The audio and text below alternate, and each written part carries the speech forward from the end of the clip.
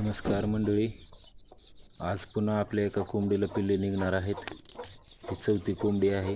आतापर्यंत 3 कोंबड्याची पिल्ले निघालेत. म्हणजे आता बघूया आज आपण किती पिल्ले निघालेत काय ते.